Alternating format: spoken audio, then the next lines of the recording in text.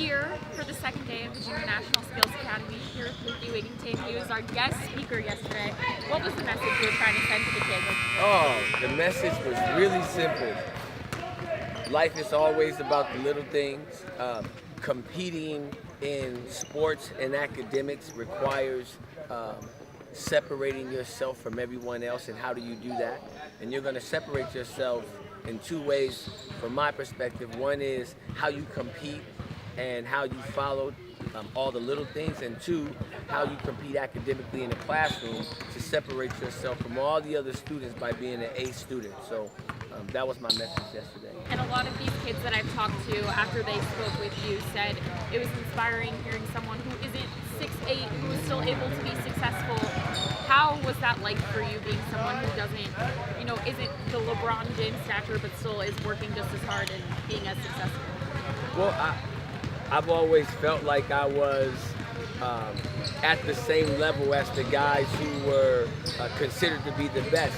Not because I was better, but what I thought was, if I could outwork everyone else, then working with all the little things would separate me from other people. And I literally lived that. I was the first one in the gym, and I was the last one out the gym. And in my schooling, I wanted to be a straight A student, and I was like a 3.6, 3.7 GPA. So it was always just not viewing them as being better than me. I used my size as an advantage. I thought being lower to the ground was better than being tall. So it was an asset versus a liability in my eyes. And you have two sons who are here at the camp. What has their experience been like, and what do you feel like they've been able to gain from the camp? I have three sons in the camp, and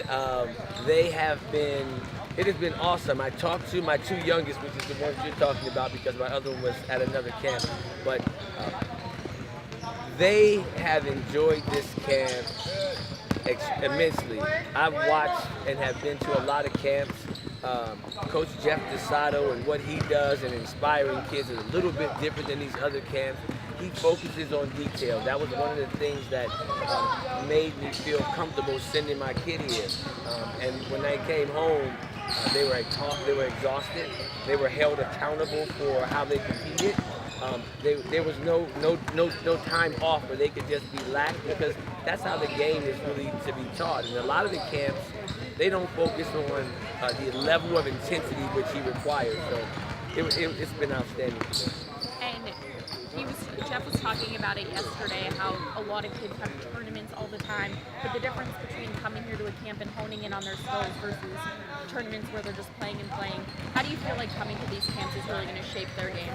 Well, I think you need the combination of both. Those camps where kids go and just play, the camps like this where they're very skilled and you also play, and then you have tournaments where they just go and just run reckless, and I don't want to say reckless, I want to say they run where they just, no structure. I think if you get to a good camp and you can learn, you can take those skill sets, and if the coaching is good, they will help you learn to apply that in those games. And when you see that, that's what gets me most excited, is watching my sons come to a camp like this and then next week go and play, and they're implementing some of those things. And I've seen that happen with Best Coast basketball from some of their other skill set days, where my kids have taken those skill sets and applied them to their actual playing in the game or a tournament.